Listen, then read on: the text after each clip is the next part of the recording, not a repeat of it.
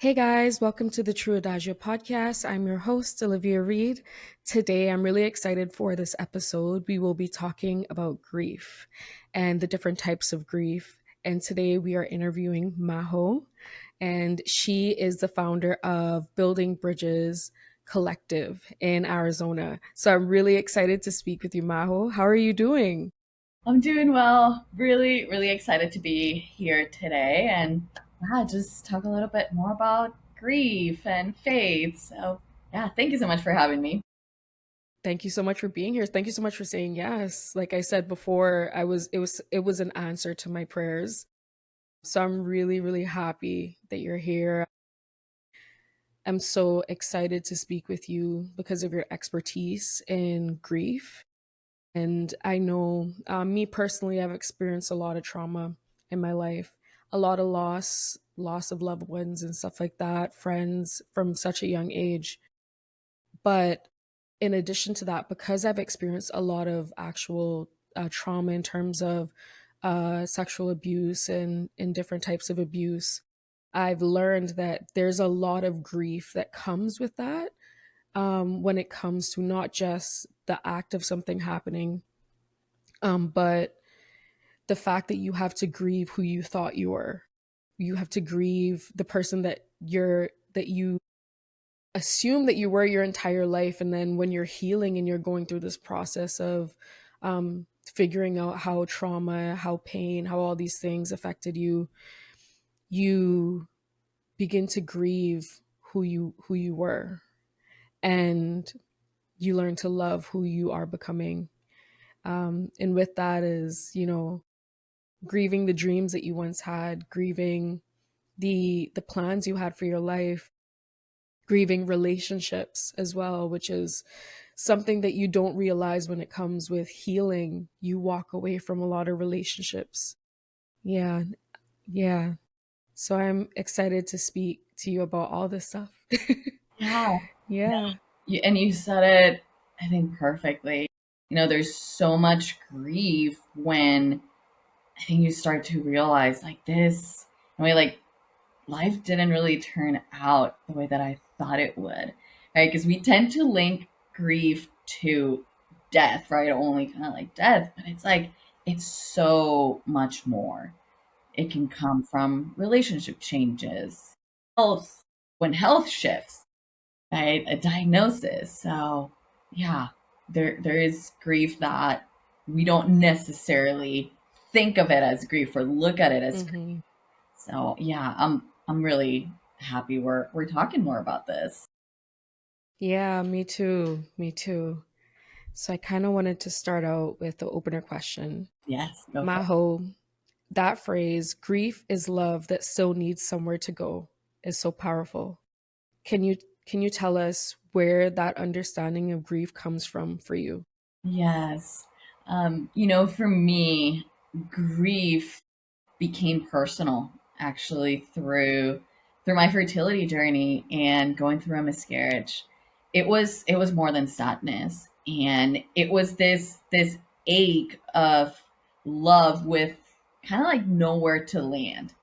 And that's when I realized that grief is not necessarily a problem to solve, right? It is kind of like remembering what mattered.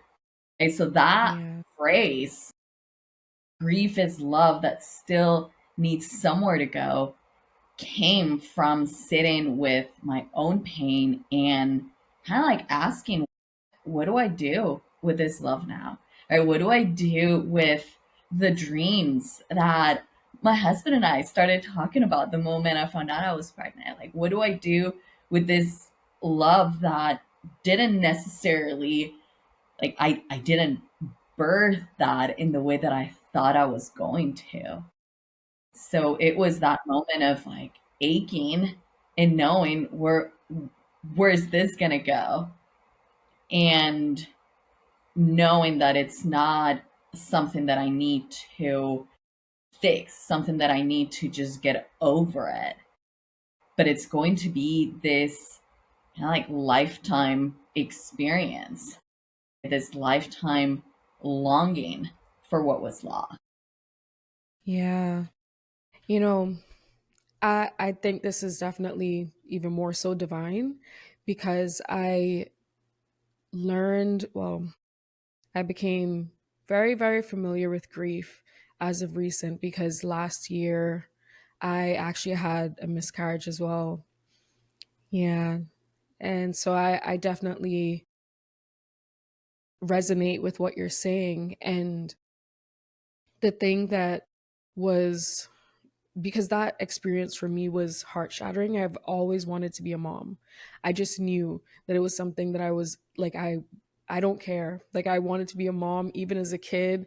I remember going next door, and I mean this was horrible, but going next door to where my grandmother lived, going next door to her house and sorry, to the neighbor's house, and I would go and find their baby in the room because the doors were open. I would find their baby in the room and I would just take care of the baby. And sometimes like I would take the baby back to my grandmother's and I would like try to clean the baby up, and my grandmother would always be like, "Where did you get this child from? Why are you going to these people's house?" But the houses were so close. Yeah. It was just like a bunch of family living close together. And so Yeah. I would go next door and try to take care of people's kids. I would beg the mom to let me babysit after I've learned to stop taking her child out of her home.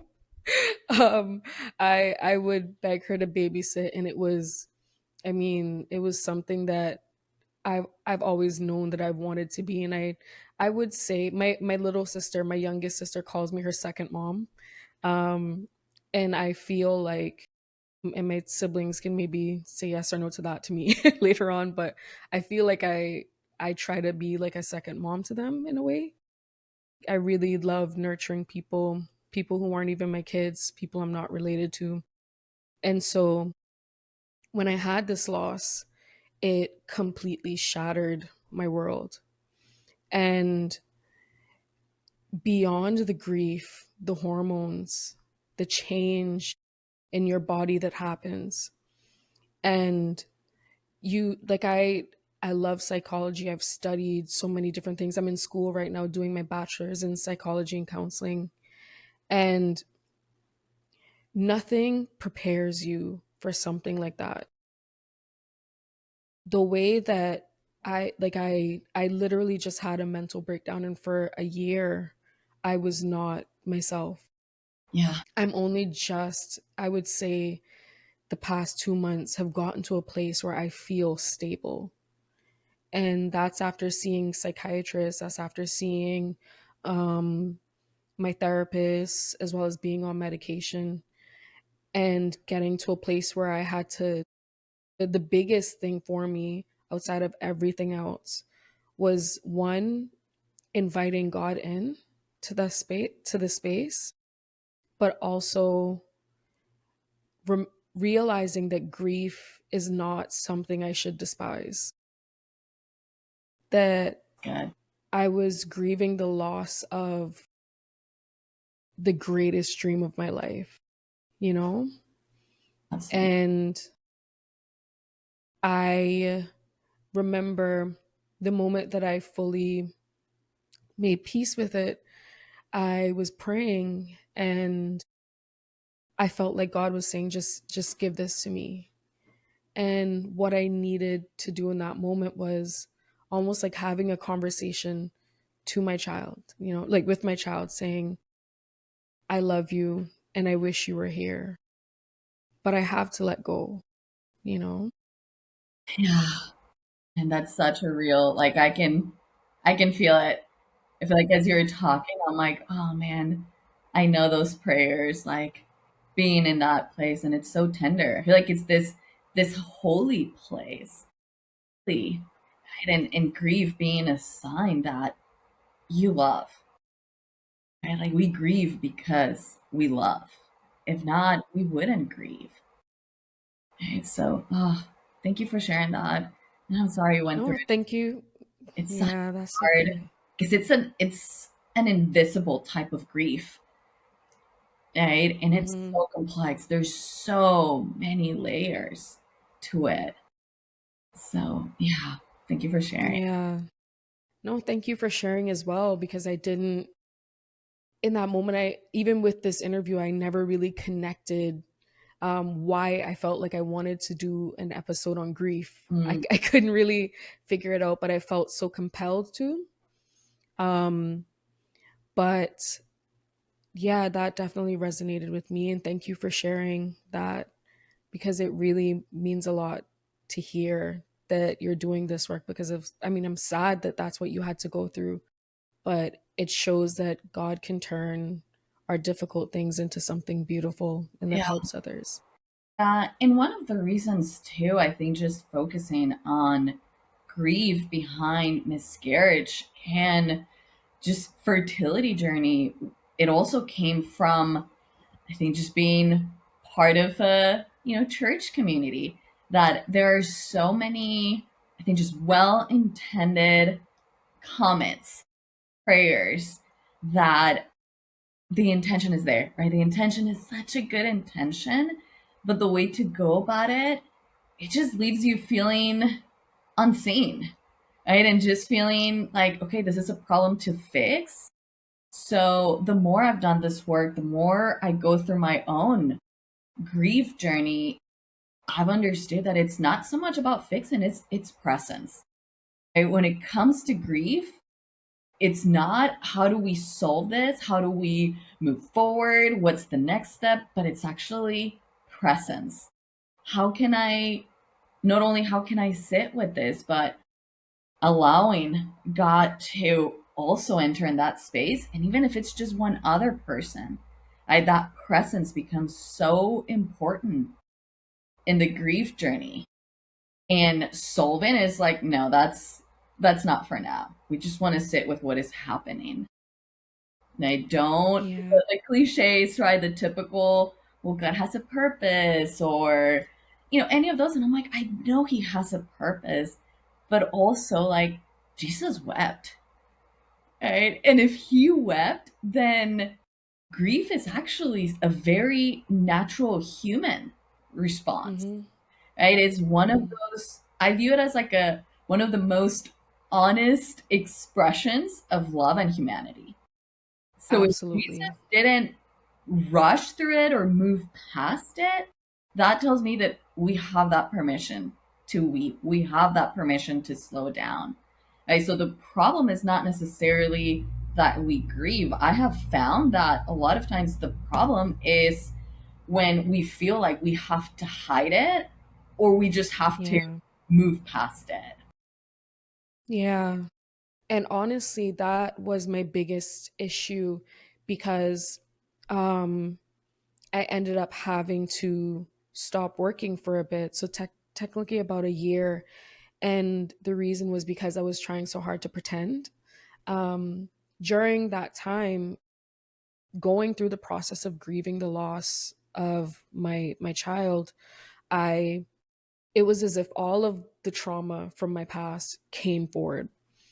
And I felt like now in hindsight I can say that God used this opportunity for me to fully grieve the losses in my life. And this was kind of the thing that just tipped me over that, point. But it, I, I tried and I tried to fight fully letting go and fully grieving because for a long time I didn't realize that I was playing a different role. Um, and I struggle quite a bit with dissociation. And so I would end up having it wouldn't even be panic attacks.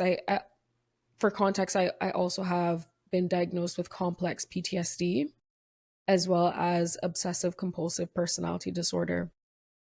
And so when because I dissociated so much, kind of where the OCPD comes in, where everything needs to be perfect. I need to have everything together. I need to have control of everything. And complex PTSD, you feel so out of control because you can't control what's going to trigger you. You can walk outside, you see the wind blowing, and you're having a flashback. Yeah.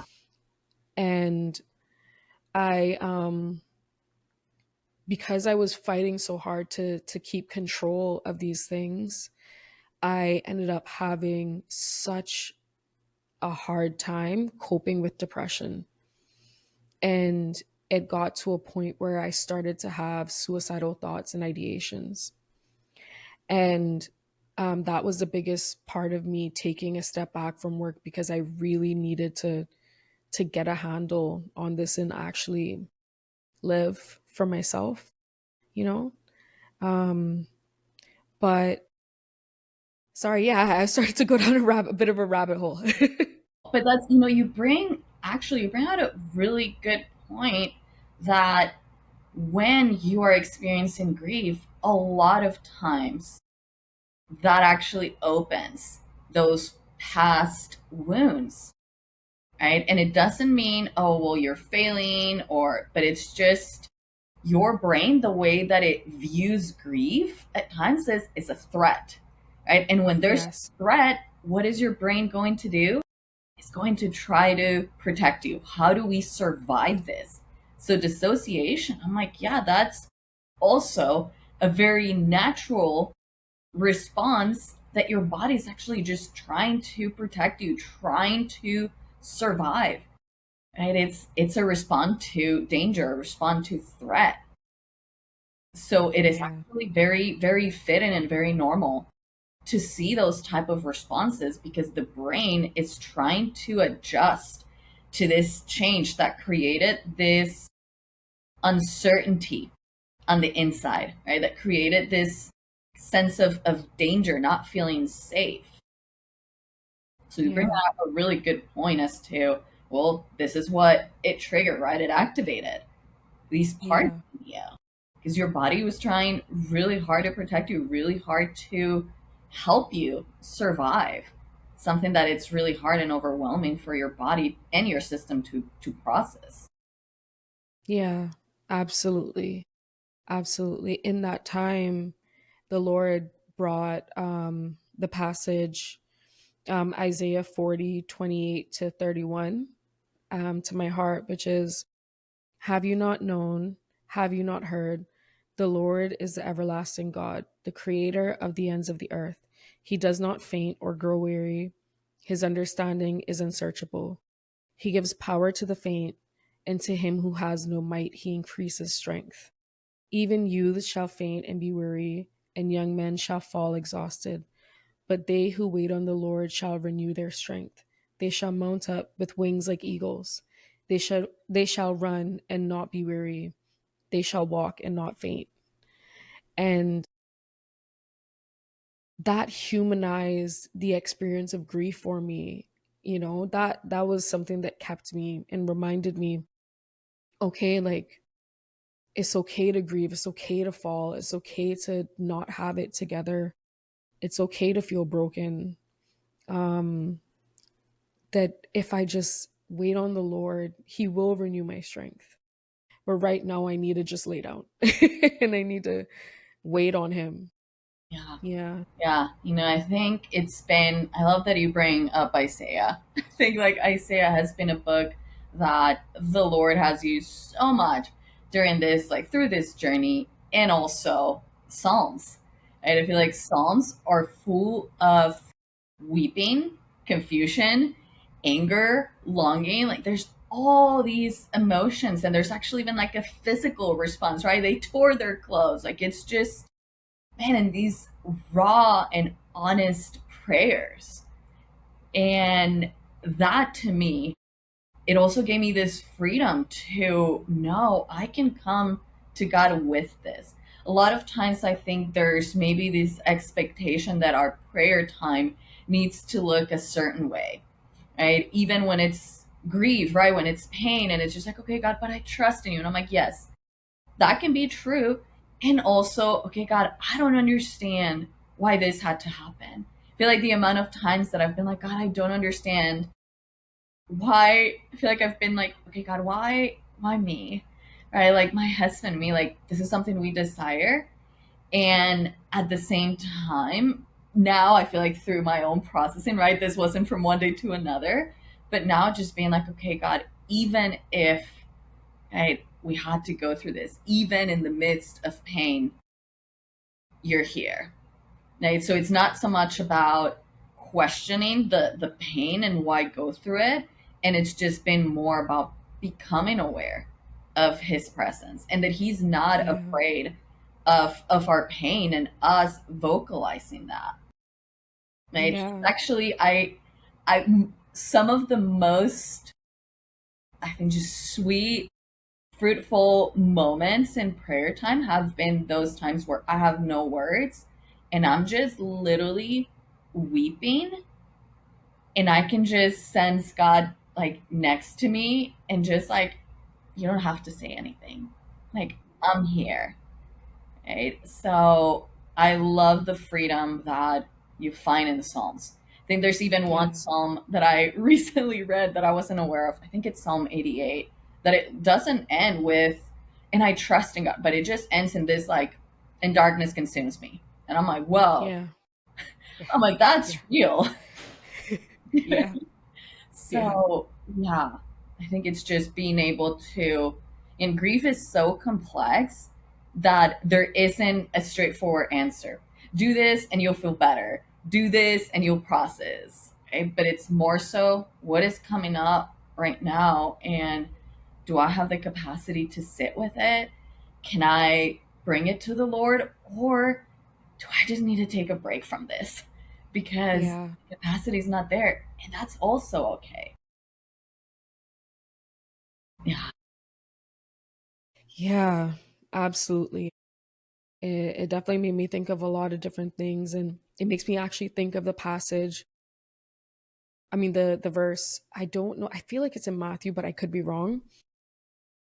It's actually Beatitudes. Yeah, it's the Beatitudes. I don't remember where that is. Uh, sorry, guys.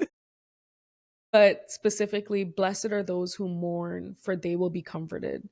And I always say to myself, when I choose to not mourn, when I choose to not grieve, I miss out on a facet of who God is. mm, And He wants to be the comforter. He wants to comfort me through my storms, through my my situations. And it's interesting going through this process of being diagnosed, and dealing with psychiatrists and stuff like that.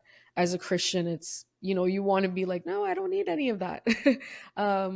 But in that time, learning that God has provided us with people and resources in order for us to go through this process of mourning, to go through this process of allowing Him to comfort us, um, for us to understand the complexities of the way that He created us.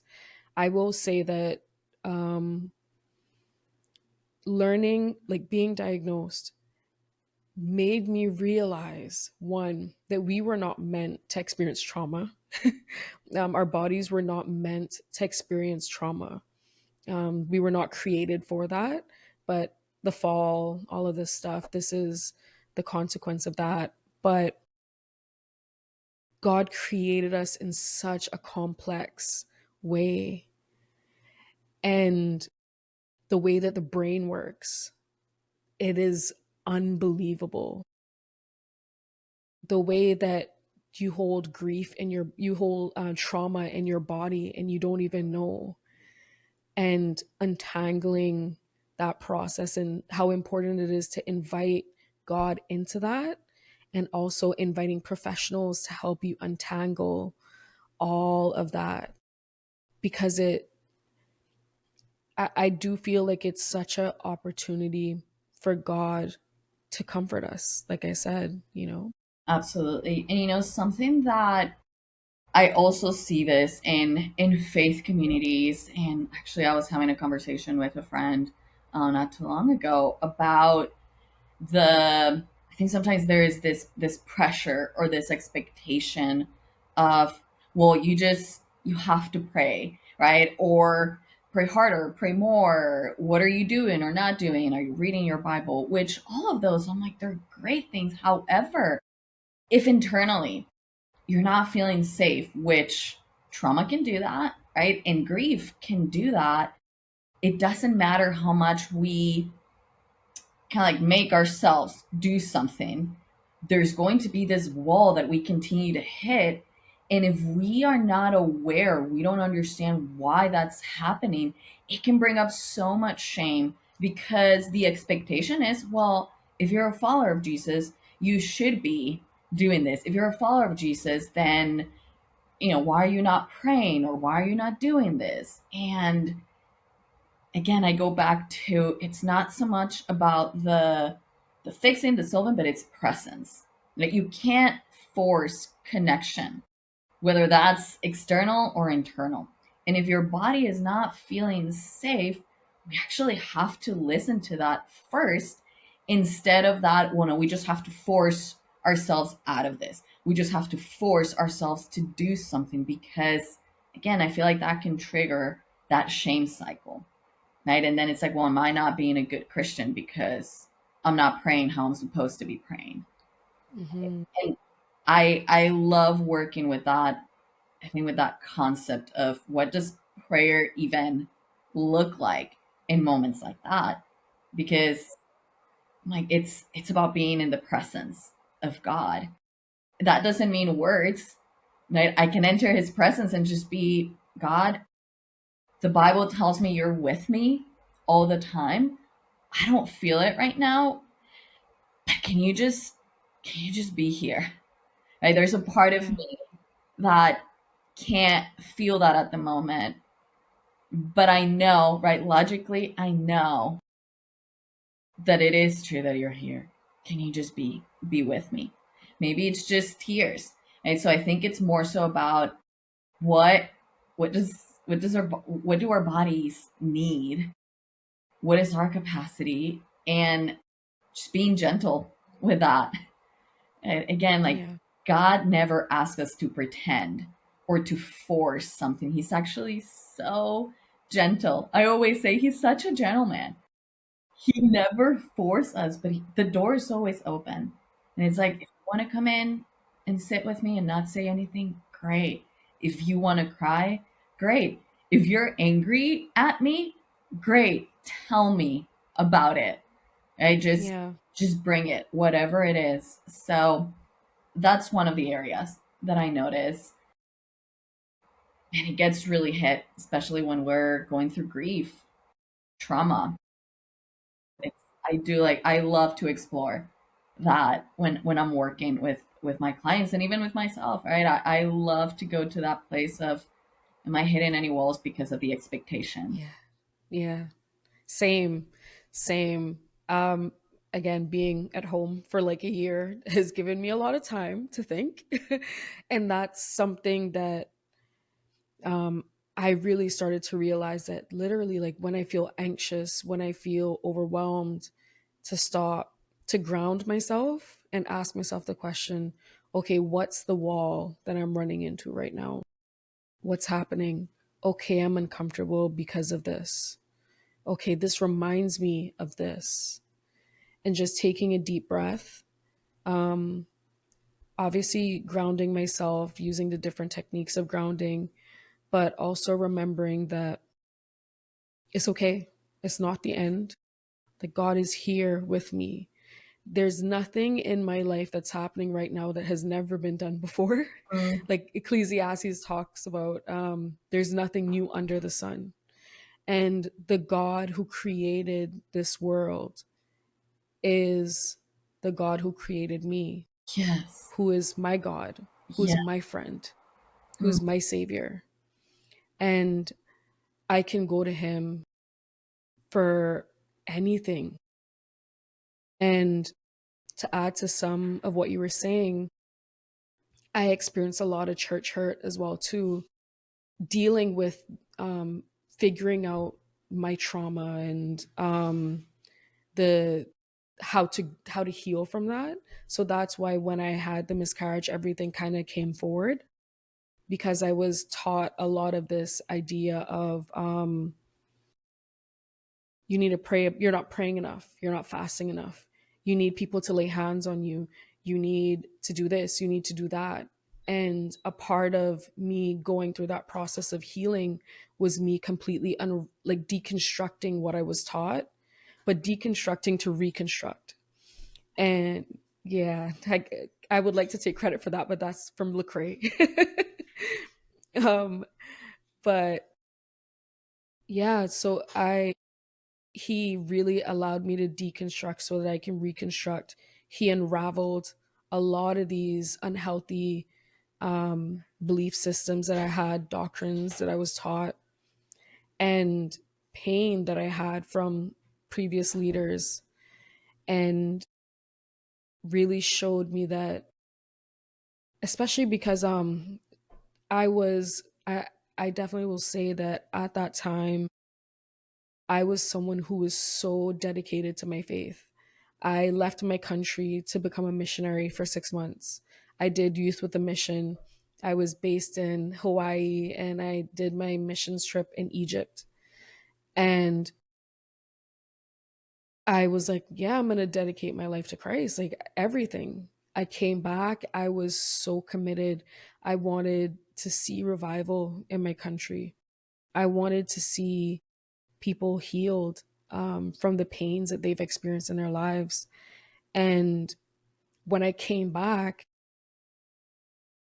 it was such a difficult experience for me. I didn't realize that um, what I was being taught back home was actually contradictory to what God's heart was for me. Um, so I left again and I went to California. I went to Redding. I went to Bethel Church, which is a whole nother story. But coming back home again after that, I came back home in 2019. And that's when I really realized that, oh, this belief system isn't serving me. And I had to walk away from the church environment that I had. I had to walk away from, not saying that there's any particular issues with those people. They're lovely people. But I had to walk away from friendships. I had to walk away from communities. Around that time, COVID happened. So walking away from it was just staying at home, you know? Yeah. But I just, man, it broke my heart. I grieved the loss of those relationships. Um, but it was what God was telling me to do, and I didn't understand. Like he was saying, leave this church. He was saying, walk away from these relationships. And when I started to get into therapy during that time, he started to show me why. Yeah. Yeah. Man, I think it's just, I feel like what I noticed there is just like that openness, right? And grief, yeah, it can feel so uncertain, right? As to like what is next. But a lot of times it's that openness of just like, okay, this is what is happening. What can I do with it? Right? What can I do about it in this moment? And we always have options, right? It's not like there is just, okay, do this again, right? Do this and everything is going to be okay. But we always have options. And that's the part that, yes, going to the Lord, but that doesn't mean that we're going to have a specific answer, right? And that doesn't mean that our experience is going to have to look in a certain way. It's not about performance, right? It's presence. So it's like reconnecting in those places that has felt so tender, so hard, right? So challenging to connect, which grief, trauma can do that, right? And even the part of like dissociation, it can feel really hard to be present, right? That's where it's not about performance. It's not about coming in with what is the right answer, right? It begins with presence, right? Simple prayer. God, I'm here and I need you. It's enough. Or there's a lot happening inside me. I can't really feel my body. I know I'm here. I can't feel my body. Can you just be here, God? And it's like those, Yeah. I think those precious moments where yeah, we come with this raw, honest prayer of this is what's happening. Like, because we want to build a safety, not only externally, but internally as well. Right? So it's Yeah. such a gentle process. And it's not one that goes fast, which No. we're not used to that, right? Our society is everything needs to happen fast. We got used to that pace of life. And grief actually contradicts that. Grief Mhm. is slow, it's messy, and we don't like that. We don't like discomfort, and grief No, we don't. brings so much discomfort, and we don't know what to do with it. Yeah, literally. Yeah, grief moves in waves, right? So it's not about, like, the goal is not to stop the waves, right? The goal is not to stop grieving, but it's actually knowing, like, I can breathe through them. Right. So when a wave comes, that's where grounding becomes really important. And it could be as simple as place your feet on the ground, kind of like push them on the ground to remind yourself, remind your body, this is where you are. Maybe soften your shoulders, right? A lot of times we are kind of like holding everything in, right? So even just like changing that posture, right? Softening your shoulders. Um, it could be even naming what you feel. It might be, this is very confusing, or this is overwhelming. This is hard. Right? I'm angry. You're allowed to feel the wave without drowning in it. Yeah.